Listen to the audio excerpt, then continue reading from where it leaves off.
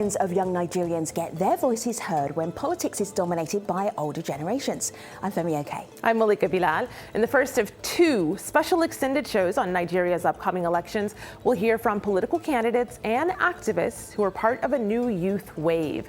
Send your questions and comments through Twitter and the YouTube live chat.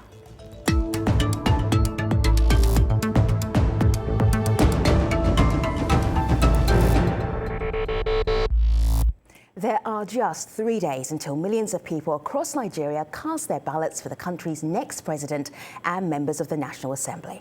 More than 70 politicians have declared their candidacy for president, but most eyes are on Muhammadu Buhari and Atiku Abubakar, two rivals in their 70s.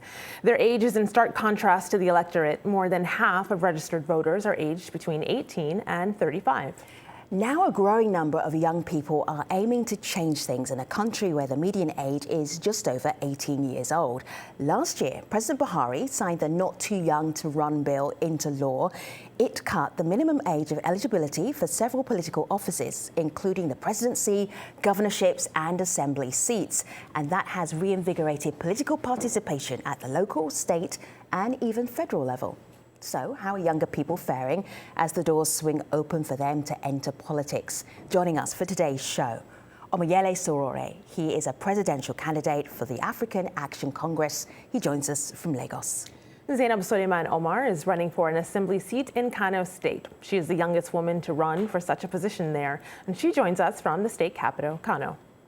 Aisha Salahuddin is a journalist with Steers Business. She has covered the run-up to this year's election. She joins us from Lagos.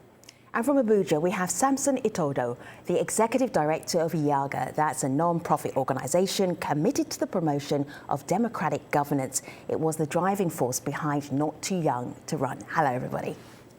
Let's get started. Thanks for having us. Thanks for being here. Let's get started with our community because we had such a massive response when we told people we were doing this show. So let's dip right into the issues that Nigeria's youth are facing with this Instagram. This is from Benson, who posted this not too long ago, just about a day. Our foundational right to vote is central to our need to continually work to protect, preserve, and strengthen our democracy. So we asked him to elaborate on that, and he did in a video comment that he sent to stream. Here's what he told us. One of the reasons I'll be voting this weekend is because of the increase in the rate of unemployment in the country. For a country like Nigeria with massive wealth and a huge population to support commerce, we still have the largest number of people living in extreme poverty. About 86 million people are living in extreme poverty in the country presently. And that's just disgraceful because we call ourselves the giant of Africa. Disgraceful. Omoyele, I'm going to throw that one right to you. He's worried about unemployment. What's your thought on that? Oh, man, he's right. Not only is there a problem of unemployment in Nigeria, Nigeria pays wages that keeps people in poverty. According to the World Bank, if you're earning less than 21,000 naira, you are bound to poor. And Nigeria is paying its workers 18,000 naira, recently increased it to 30,000 naira. But the problem is that we don't have a problem of, wealth creation. We have a problem of wealth distribution because the top 1% of Nigerian population are earning maximum wage and 99% are earning minimum wage. And we in our party are discussing living wage. Living wage is a wage that can take you to work, feed your family, and also enable you to have shelter and be able to go to a doctor if you fall sick. None of that is existing in Nigeria. That's the reason we are poor. It's because our system is designed to make people poor and keep them trapped in poverty. What would be a living wage? I don't think it's beyond... Yes, Samson, go ahead. Yeah, I think it's beyond whether we've got a system. There's also the issue about political leadership and whether leaders who are placed in positions of authority have been able to develop policies that are geared towards first boosting industrialization or creating an enabling environment for businesses to thrive. So there's a question of accountability. There's a question on the quality of leadership. And I think that it's important to underscore that beyond the system, you've got individuals who over the years rather than use public office to advance the common good, have, taken to corruption and have siphoned public funds. So Zainab, what do you bring that's fresh to this typical picture that keeps repeating itself in Nigeria? Well, one of the things I believe I'm going to do when I get there is that as it is certain that Nigeria we lack unemployment. Like even in my constituency, like in Kano State now, you find out that most of the youth are educated, but they don't have the capacity to have employment. So how I'm going to tackle this is that I'm going to partner with non-governmental organizations and private organizations to kind of partner with them so they will bring more job opportunities for the youth in my constituency and in Kano State at large. I'm looking here at the unemployment rate. This is on the Nigerian elections 2019. You'll find this at aljazeera.com. Down here, unemployment rate 23.1%. And out of the population who are able to vote, and the population in Nigeria, 51% are between 18 and 35. So I'm just wondering, Aisha, when we look at unemployment, so many are going to be young people. What does that picture look like? Give us an example. Femi, I think it's important to add, beyond unemployment, to look at youth unemployment is actually at about 34, 38%. Thank you for that. So when we talk unemployment, we should also look at youth unemployment. Because it's more skewed towards youth than anybody else. So Aisha, give us an example. So I think, I'm not sure what you mean by an example, but I think that that takes us beyond statistics, because statistics, but real people's lives. What does that mean? Okay, so I think this percentage, these numbers are indicative of what we should be paying attention to. Now we have over 80 million young people, a lot of them unemployed, who have their permanent voters cards, who have their permanent voters cards. And one of the reasons why they actually have this is because they're trying to preach against, okay, they're saying we're unemployed and we have this card, so we're going to vote for the people who have promised us jobs, who have promised to make our lives better. So I think that one of the indications of a large number of people getting their cards and wanting to participate in the electoral process is that unemployment numbers. Because like I've been, talking to a lot of Nigerians, interviewing them in the run-up to these elections, and I can say that one of the major reasons why they want to vote is because they're tired of being unemployed. The youth population is quite large, it's growing, and it is outpacing the number of jobs available. So yes, this is definitely indicative of why people are starting to pay more attention. Samson, I just want to give an example to what Aisha was saying there, because I think this is someone who would agree with what she's saying. Mustafa just tweeted in, like the other millions of university graduates in Nigeria, what matters to me is the restoration of hope for opportunity, jobs, and contract seekers. I want a government that would show true commitment to due process, even as it creates jobs. Let my hard work pay off. And just to give an example of how he cares and how strongly he cares. He says, I've been on the road all day, 9 hours, to my hometown to vote, and I've only just arrived. So you can tell how much Nigeria Decides 2019 matters to me. Samson? No, absolutely. And if you look at the outlook, especially for young people in Nigeria and voting in these elections, I just wanted to make a point and piggyback on what Aisha said. I think that as much as young people have collected their PVCs and all they want is they are voting for jobs, we also need to manage the expectations, because just voting, it's not going to provide the jobs. The participation in the civic process post-election and holding the candidates to account is very, very critical. And we've got just about a couple of hours to go to the elections. Have we asked these candidates enough questions on how and which sectors are they going to create these jobs? And what is the timeline? So we can actually hold them to account. And I'll be very, very interested to hear what Shore would say as to his own plan for creating jobs. Let me just quickly say that I think this is where political education needs to come in, especially for the young Nigerians who are voting. So a lot of people don't even realize that they have the opportunity to ask those people who are contesting for how they intend to do things. Politicians are very great at saying that this is what I'm going to do. I'm going to give you so and so jobs, but they're not particularly great at saying how they're going to get there. So I think political education, especially for young people, is super important, because they need to be able to ask, like, what are you going to do for us? And just like you said, Samson, in terms of longevity, like what are your future plans for us young people? So again, political education for young people is super important. I want to pick up on that point.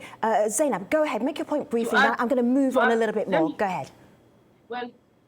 Well, I want to just add on what Mr. Sampson just said, because when you look at, when we say the youth are voting for unemployment, the youth should also engage. They should also participate, and also are they truly ready to track these campaign promises? Our candidates are giving this one, because already if I'm doing my own campaign, I normally tell them to please try as much as they can. When I get to the office, they should track what I've been saying. They should track my campaign. So I urge most of the youth that are ready to vote to decide Nigeria this 2019 to also track the campaign promises. Yes. Okay. All right. So we won't know unless you get elected, and then we'll see if you're keeping your promises.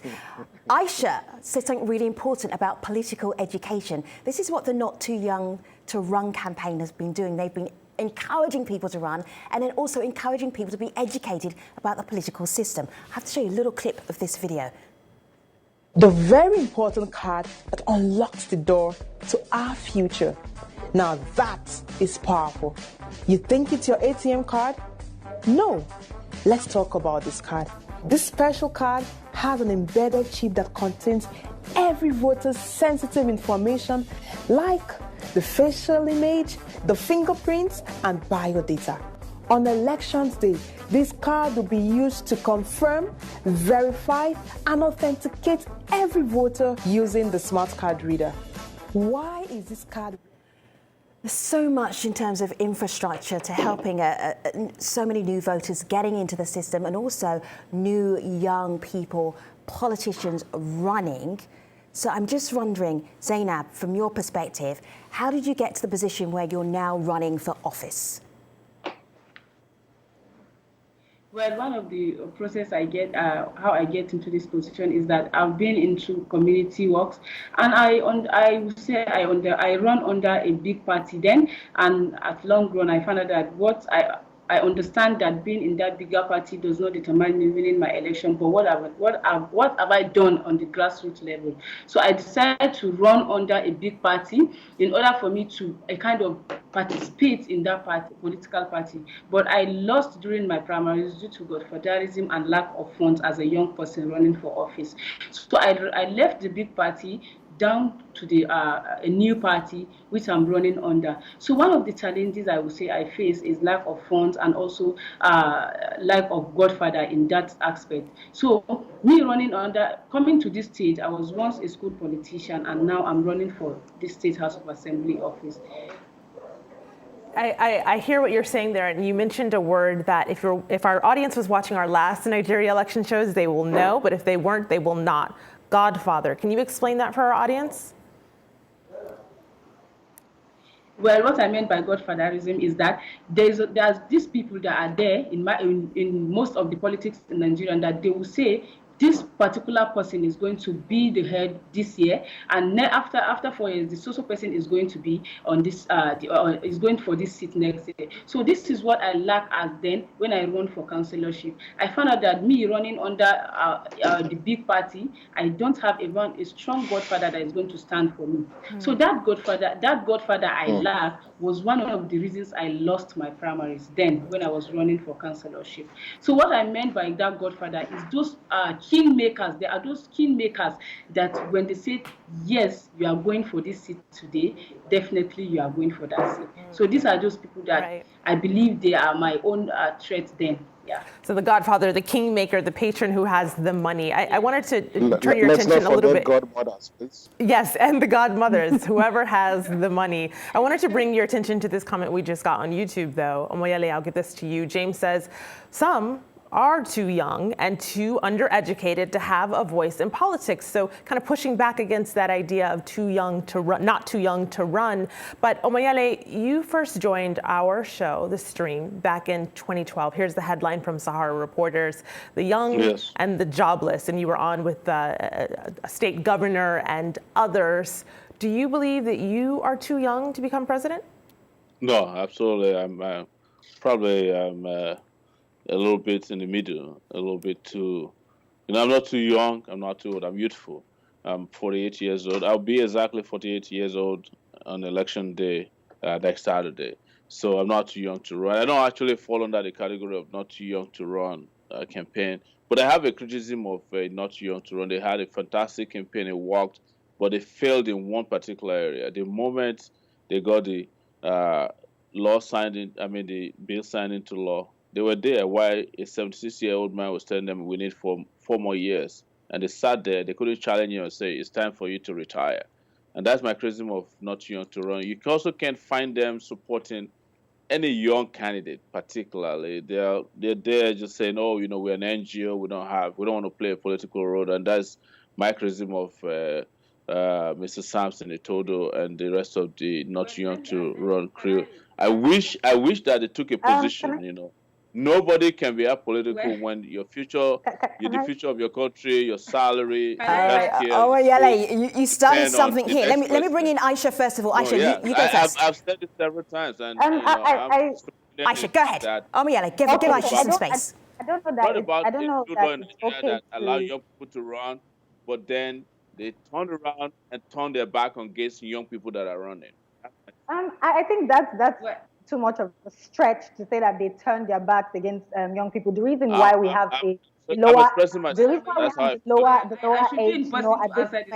because of not too young to run. So I don't think it's fair to say that they turned their back, because they actually led the movement, and that movement did not start yesterday. In fact, they had been working on this for 10 years, if I remember correctly. So what I actually want to say is the fact that I think it's too much of an expectation to say that they should support or pull their weight on a particular candidate. No, it's okay if they are neutral. They're not young to run has said that they are for all young people. They're going to support young people that are qualified. So I don't see why or what difference it makes if they support a particular candidate. It's great that they are political, so I don't agree with what you said. All right, Zainab, go ahead. Well, you can disagree, but I'm just expressing my own opinion. Okay, I think they should have done a better job at, you know, they can't afford to leave Nigeria after you said not too young to run. The law is signed to, the act is signed into law. I mean, there's a law. There's a law, so what else do you need? I'm not a beneficiary of not too young to run. I'm old enough to be president of Nigeria. So don't think I'm looking for this. Beneficiary of the not. All right. Let's hear from some younger voices. Zainab, go ahead. Beneficiary of not young to run. Well, as a beneficiary of the Not Too Young to Run, I believe the Not Too Young to Run is a non-partisan organization, but also I, as a young candidate, have benefited so much in the Not Too Young to Run movement, because I've been given visibility resources. Even if I'm not given money directly, I've been given visibility resources. I've been on media with the Not Too Young to Run movement. So me as a young person, I should be the person I should be the person to answer this question, I believe, because I've enjoyed the Not Too Young to Run movement by these visibility resources I've been having. So me, as a young candidate, you are running because you want to win, and also when you are running for election, you should believe that there are some things you need perfectly to run that election. Anything you want to do, you should have a timeline of whatever you want to do.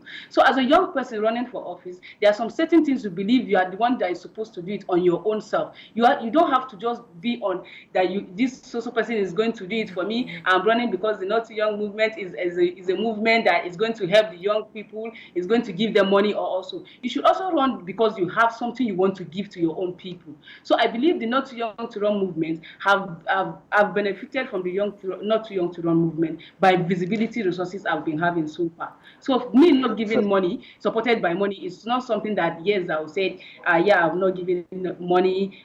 You are running because you know you have. I hear you. I hear you. You wouldn't even be talking on this show if that Not Too Young to Run law wasn't in place. Samson, I want to push on a little bit more because we've got 5 minutes left in this particular part of the program, and I want to ask you about the particular challenges for young politicians trying to run 2019. In fact, there are a couple of challenges. I was going to respond to Shoaib, but I think Zainab and Aisha already put it rightly. There are a couple of challenges. There are structural issues we need to deal with. The cost of politics. Nigeria operates a very toxic political system. It is criminal for you as a young person to aspire to run for office. First, you're either battling with political parties that don't uphold the tenets of democracy, or you've got political parties that care about imposing candidates, or you've got a ruling political elite that thinks that young people don't have a place in the table. The cost of nomination forms in a political party is way high. The ruling party pegged the cost of its form for about 45 million, and if you convert that to dollars, it's over. I think it's over $100,000 just to purchase a form, mere piece of paper, because you want to run for a particular Someone's office. making some And money. that's something we need to address. The second issue is about women and young women.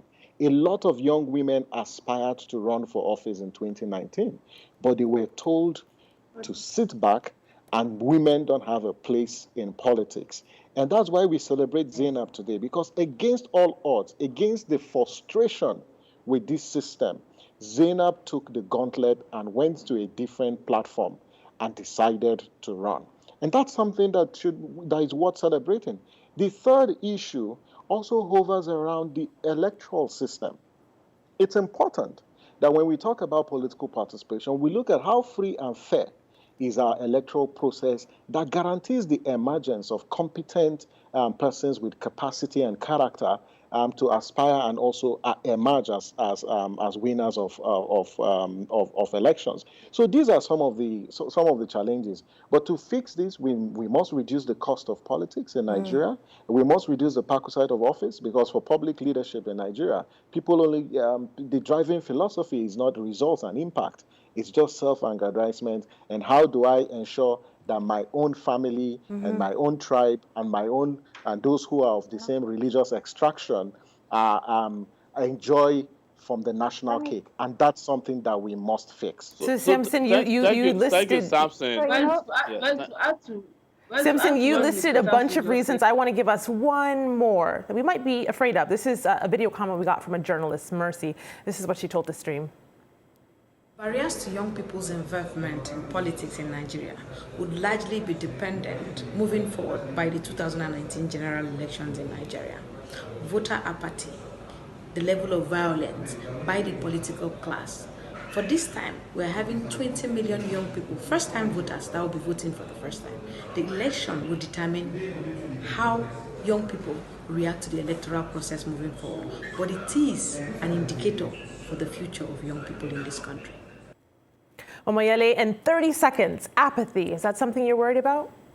No, I'm not worried about apathy. I'm worried about how young people interpret their roles and the fact that I'm worried more about complacency. And complacency comes from relying too much on social media as opposed to putting your feet on the ground.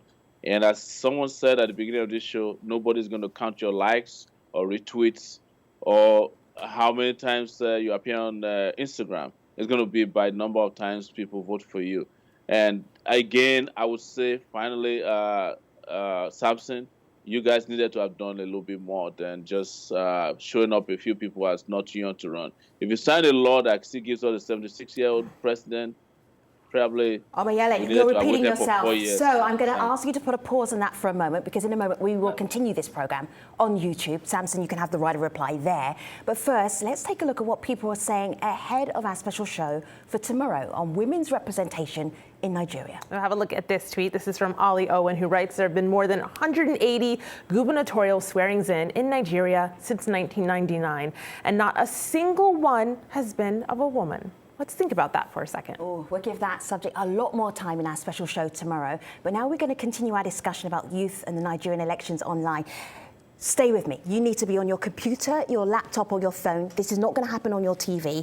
Go to your browser, type in Al Jazeera, under press here, .com/Nigeria stream.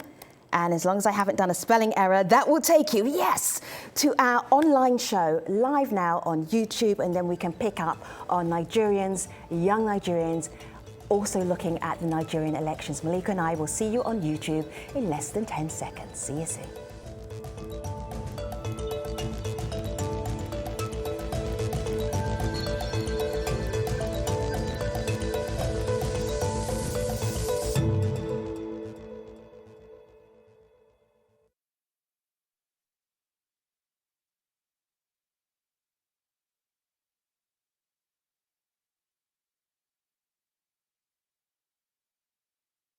On issues, I'm voting for job creation, sustainable job creation.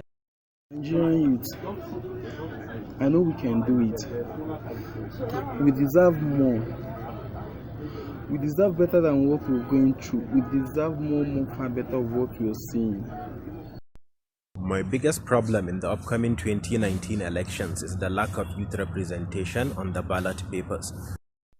President Buhari came into power with a lot of promise, but he hasn't fulfilled a lot of those promises. He's disappointed Nigerians. My questions for the presidential candidates of Nigeria are: how do you want to improve electricity? How do you want to improve security? How do you want to improve the infrastructure? How do you want to improve tourism? How do you want to improve public education? How do you want to improve our minimum wage and turn it into a living wage? Thanks for joining us on YouTube for this extended special on Nigerian youth voices in the run-up to Saturday's general election. And staying with us, we have Omoyele Sowore. He's a presidential candidate for the African Action Congress. Zainab Suleiman Umar is running for an assembly seat in Kano State. Aisha Saluddin is a journalist with Steers Business and has covered the run-up to this year's election. And Samson Itodo, the executive director of IAGA. That's a non-profit organization advocating youth involvement in Nigerian politics. Aisha, I want to start with you because there are certain stereotypes that go alongside people thinking about young people in Nigeria, actually young people anywhere. So with this idea of younger people being able to run, younger people being more engaged, how has that changed this political climate, this lead up to the Nigerian elections? I mean, so I would say that I've definitely seen a difference, but it's not where it can be. So the difference comes from not too young to run, of course, definitely more young people in the system because the age has now been lowered. So there's an opportunity for more people to come into the system. But in terms of how they are perceived, this is still one of the challenges young people contesting have. There's just a kind of distrust among people. People believe that they're inexperienced. So there's sort of questions around their competency, like, well, you don't have any experience in politics, so why should we trust you? How do we know that you know what you're doing? And that's one. And then there's another point that comes under this as well, which I've been discussing with some young people, and it's about godfatherism as well. So apparently the godfathers are unsure where the young people stay in terms of, Nigerian politics is very tricky, it's very dirty and corrupt. And so they're unsure if the young people are with them in that kind of politics or not. So they're trying to prevent them from getting into the system as well. So it's a whole mix of things in terms of how young people are perceived in politics. But I would say generally there's a distrust for young people. And here's someone who would agree with you. Shalini on Twitter says one of the greatest challenges faced by the young generation is the lack of trust in their leadership. It's the voters' outlook as well. Young is often associated with reckless, but it's not necessarily true, of course. But Zainab, do you want to take this on? How are you trying to change people's minds about young equaling reckless? Well, what I would just say here is that people should just understand that politics just a knowledge it's not about your age, it's all about your knowledge and wisdom. So what I will add to what Aisha just said is that most of our young candidates most of our young people running for office these days, most of us know the reason why we are definitely running for that seat. And one of the problems here is that when you don't know why you are running for something, you don't have the motive, you don't have the blueprint of what you are doing, I believe it's going to bring a problem.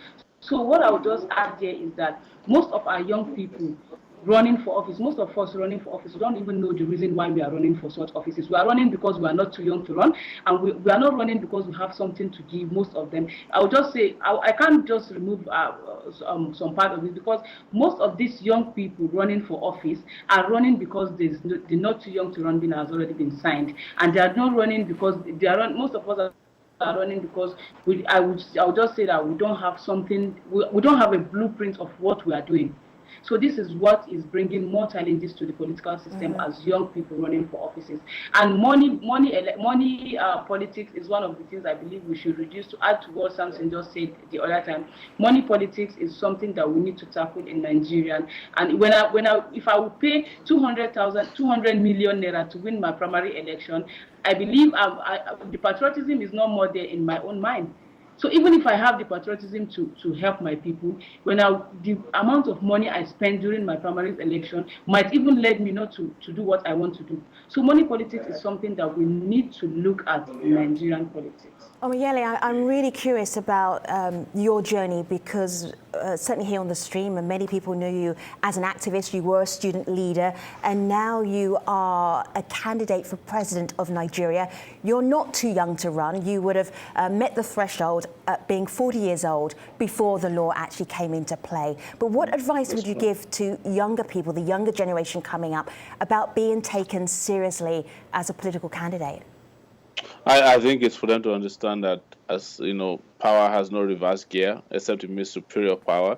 There's nobody who is old out there who wants to give you power. And I think it was the vice president of Nigeria, Yemi Osinbajo, who said that it's up to young people to go out there and grab power if they want power. And that's my position.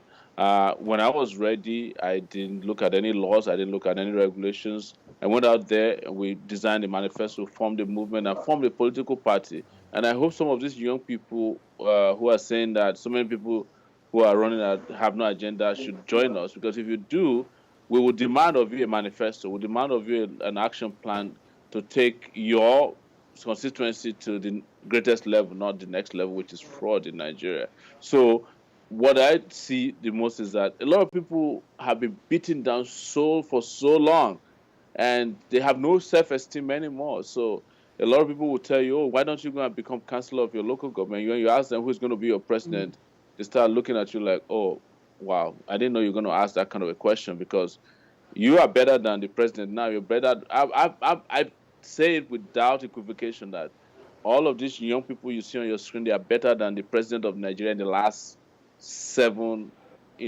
stints of presidency. Nigeria has some of the worst presidents. Some of them are sick. There was a time Nigeria had a president that was sick and dead in the hospital for 5 months. But Nigeria was running on autopilot. So these young people are I don't know whether to compliment you or commiserate you. Well, me and I at Jazeera actually worked on Yaradua, so you understand what I mean. Yeah. So we've had it before. These younger people you have on your screen, they are better people than the leaders who are running Nigeria, and they need to just imbibe self-confidence that they can be better people and they can run their country better, and Nigeria can become a fantastic and great country. But it's tough because they have been after our self-esteem for so long, destroyed everything we have in dignity and self-esteem. So we're just there doubting ourselves and mourning in the dark. But I'm glad for Samson, regardless of my criticism of him. This young guy did a fantastic job. I'm excited to see these young ladies on the screen today that are stepping up to the plate. And I hope they join our movement and join our party, because our party don't care about all this. This sounds like some campaigning going on. Of course, Election Day hasn't happened yet. No, he's a politician. Of course he is. Samson, I like your face there, which is a very subtle shaking of your head. But I want to go to you with this, because what Omoyele said about having politicians that were on autopilot is something that's reflected here. Aminu says, I'm tired of these old recycled players equipped with analog minds. We need new, fresh blood with digital solutions to solve our digital era problems. So one person who is trying to do that is someone who is one of the younger candidates who is running. Fado Hunsi is a candidate for Mohsen constituency in Lagos, and here's what he told the stream. The most encouraging thing about this 2019 election is that Nigerians are getting to be wise, and Nigerians are informed. They know what's going on. They know who to vote for. Whether you give them money or not, whether you give them rights or not, they know the right from the wrong. At least majority of our youths today are ready for the election. So Samson, he has a lot of enthusiasm. He says, we know the right from the wrong. We're ready to do this. We're out here. But do you think that there will be a backlash if these candidates then don't win? Well, I don't think that there will be a backlash. Let me just respond to something. First, again, the background of these elections, we're going into an election where young people care. Young people care about development. Young people care about the transparency of the process. Young people care about the quality of leadership that emerges from these elections. And so they are engaging. And so in terms of a backlash, you see that change is a process. Change is not an event. The same way democracy is a process. This conversation we're having today, we weren't having it 5 or 10 years ago. But here we are having conversations that a 25-year or a 26-year-old is on the ballot today shows that we are making progress. And I tell you, there's going to be a revolution in 2023. This election is done and dusted. We're just waiting. Ooh, Samson, hold up. Done and dusted. So what are you calling? What are you calling this election? Who's going to win? What I'm saying is we already have the percentage of young people who are already on the ballot. Okay. And the youth candidacy for the 2019 elections is 34.2%. And in 2015, it was 21%. So there is an increase. But as we march towards 2023, because this bill was only signed last year, and so all the efforts that the movement made was to ensure that young people are given the visibility. But I want to also say that when we talk about not too young to run, it isn't about Samson. For me, I don't consider myself as a hero of not too young to run. It is the young people in the villages and in the communities that took their phones and called their representatives. They are the ones who should be celebrated, because what did Not Too Young to Run do is raising the consciousness. You need to raise that consciousness to a point where young people will be asking the kind of difficult questions they are asking, and they can be joining political parties. And for me, and where I agree with Shore, is if you're talking about change and you want transformation, then jump into a political party that subscribes to your ideology. Begin the reform from that political party. Contest for office. Now you don't have any legal impediments. Contest for office. Can I just jump in there with an analogy? I want to jump in and this is where I told you that Not Too Young to Run fails, as a result of their own expectation. They have expectation that is postponed. No, I don't agree that Not Too Young to Run. It's just like having a baby. I don't agree that you have to wait for 4 years before they are immunized. That's what just that's not the point I'm making. We need to defeat these old guards in 2019, and I hope the young lady there will win wherever she. And I hope you guys will. South saying something about 4 years. What a shame. No, I'm not talking about 4 years. All right, guess I can't hear you because you're all talking together. Everybody just give me a pause apart from Aisha. Aisha, make one last comment on this, and then I'm just pushing it along because Omoyele, you've made your point. Samson, you've made your point, and then we're going to move on. Aisha, very briefly, go ahead. So I think Sora believes personally that the most massive way or the only way to make a change is to join a political party and support the movement, like he's been asking that he's been asking Not Too Young to Run to do. But I would say this, that how do you expect young people, young Nigerians who are not even politically educated to join a party? How do they know what they're supposed to do when they get in there? I don't think that is the first step, and that's why I don't agree. They're Not Too Young to Run failed. All right. Yes, I hear your various points of view. Thank you. We will not be revisiting that point at all. I want to take you to Maiduguri in northern Nigeria. That was where correspondent Ahmed Idris from Al Jazeera went to speak to some young people about their expectations in this upcoming election. This is what they told Ahmed. Have a listen. Because there is no work. Many of guys they are now in school and they are stealing. It's not good because there is no work, no company, no anything. So that is why. That is the first thing that I want a government to do me now. If you look at our economy, our money, devaluation of Naira and so on, so people are suffering. They say we are out of recession. Honestly, we need this government to secure us or to save us or to rescue us. We've seen leaders that come into the office and they give us empty promises all day, all the time. So this time around, I want them to be accountable for whatever they say they will do.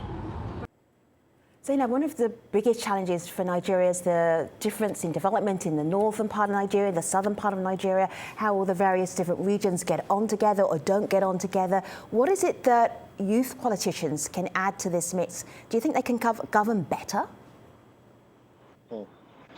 Well, I believe the youth can do it better because even from the way the campaign is going on now, you understand that, the youth can do it better because the youth go deep down the grassroots and look at the problems of their constituency and find out and check what is the main problem of their constituency. going deep down the grassroots is one of the things our leaders lack, which makes them not to know the problems of our people. We as young candidates have been going deep down the grassroots, like the way I've been doing my door-to-door campaign. I've been going deep down the grassroots, taking the problems of constituency, finding the solution of the problems of my constituency, and also with that, I understand that my people definitely need my support, because me going deep down to their places, I understand their problems. I believe that this is what I would say most of our leaders lack. We as young candidates, being in a new party, we are trying as much as we can to go deep down and understand the problems of our people. We are trying to sell our party so that people understand our party, and also to people to understand what we ourselves have to deliver to them. So these are some things I believe we have been doing, and we are doing it differently in Nigeria. Going deep down to the grassroots, doing door-to-door campaign, which the big people cannot just do it on their own self. Can I weigh in on this? Omayele, I want you to, but first I want to show you something. When we're talking about the divide here, I wanted to pause because I wanted to show you some of the love that you're getting on our YouTube page. Omayele Sowore is the next Nigeria president 2019. Vote AAC. Thank you, my next president. AAC is the best. And on it goes. But then there's this, when we talk about the divide and who is being listened to. Jeremiah on Twitter says, I have a question for you. You said, we make noise on social media. I'm yet to see you campaign in the Northeast. Does that mean you're also making noise on social media and mistaking it for a campaign? People in the Northeast, do they feel listened to by you and your campaign? That's not true. I've been to 34 states. I've been to all the geopolitical zones. I've been to the northeastern part of Nigeria. I only have 3 states left, and there were 3 days to election. Probably I can make it. That's only Borno State, Yobe State, and a southeastern state. I've been to everywhere in Nigeria. So that person probably hasn't been following me. And wherever I go, I make it available to our followers on Facebook Live. I've been live tweeting and live streaming. So that's not true. I've been to a lot of, in fact, I've been to some of northeastern cities and states twice. So that's absolutely not correct. Samson, you were going to go ahead and say something. Go ahead. No, I was going to say that we need to emphasize that the fact that someone is young does not mean they are going to provide the excellent public leadership that Nigeria dearly needs.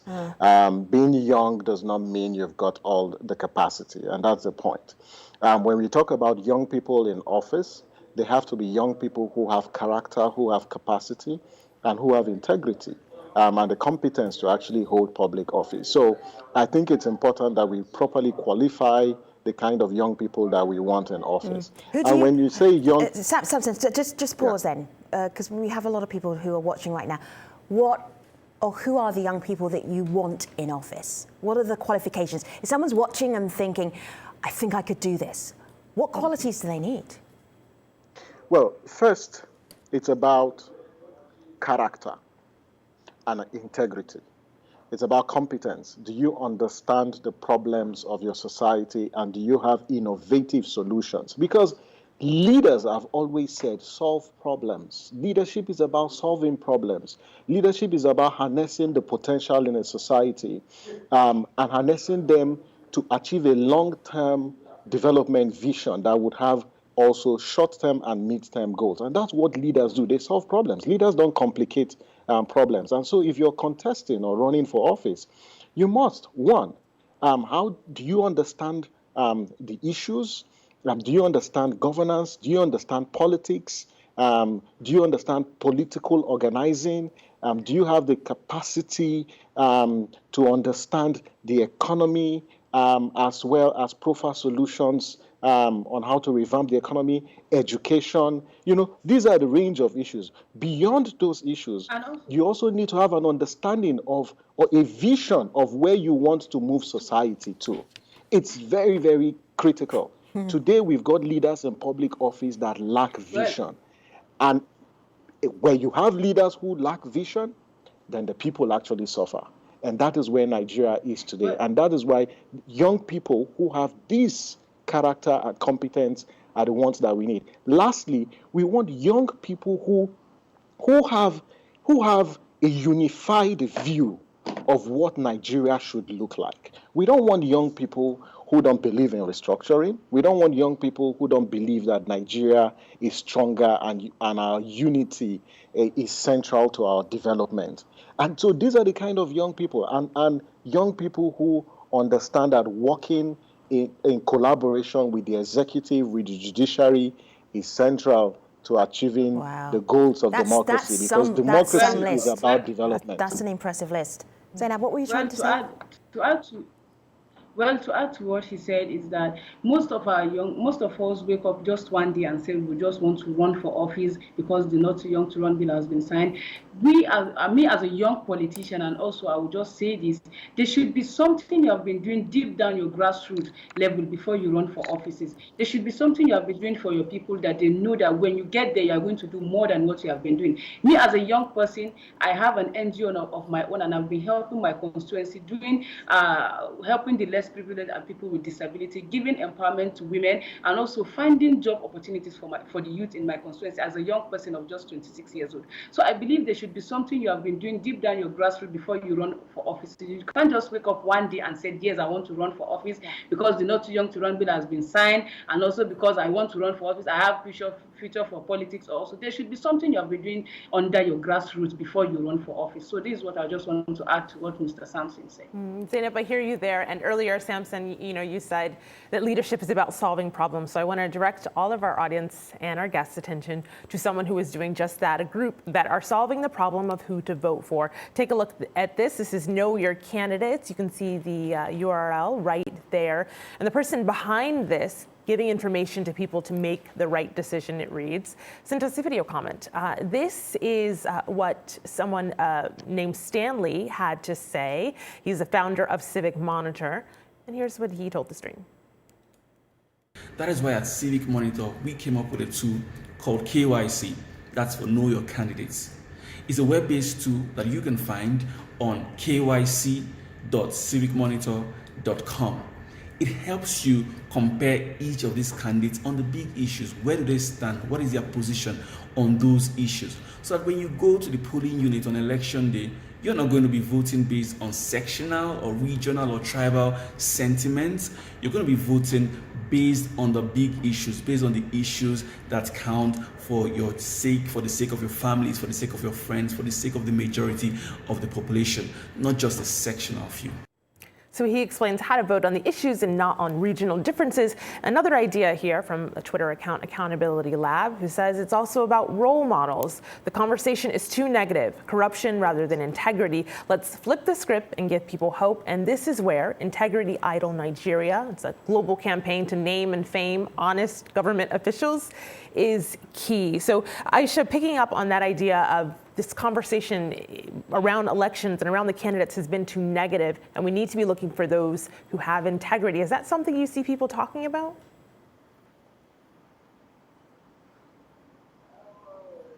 It looks like Aisha's Skype might be frozen. So Samson, I'm going to give that one to you. Do you think that the conversation has been too negative? Yeah, well, the conversation has been both ways, and people are actually asking critical questions around integrity. Again, this is one election that fake news and misinformation has been used as a campaign tool by different political parties, and that's quite disturbing. And so you see mudslinging and character assassination, and most of them are actually false. But integrity is a fundamental issue in this election. And the fact that the public is concerned about integrity as a value in this election tells us one message. One is the fact that it's an indictment on the ruling political elite who make promises and not fulfill their promises to the people. And so people who are making campaign promises in these elections, people are quite skeptical whether they are going to perform or fulfill their campaign promises. And so people are asking, if I'm going to stand in the sun and in the rain to vote for someone based on the promise the person made, and the person gets into office and not deliver, it means I have wasted my time. And that is why when you talk about voter turnout, that's one of the reasons why people, citizens' inertia and lackadaisical attitude towards the electoral process becomes more profound. But that's actually shifting But I love what's happening on social media, that young people are using the tools to ask critical questions, and they're even digging deep to check what has been the track record and the history of a particular individual. That tells you that the level of political socialization is rising, and we are actually on that trajectory, and I love where we are going to. Samson, Zainab, Omoyele, Aisha, thank you so much for spending an hour with us on the stream today. It's a very unusual, elongated program. I was just looking at the YouTube chat, and one of the commenters said, I hope everybody commenting on this chat, hello YouTube, is going to vote. Good point. I like that one. Malika. Hey, I would agree, because especially going through the chat, you can see the people they want you to vote for there. So we want you to keep those coming. And of course, there's 2 days of this, so keep it coming tomorrow as well. All right, so that's it for today's special show on Youth Voices in Nigeria. Join us again on Thursday, where we'll look at women's representation in Nigeria. There's lots of work to do, highlighted by this tweet from Ali Owen, who writes there have been more than 180 gubernatorial swearings in Nigeria since 1999. Not a single one has been of a woman. Let's think about that for a second.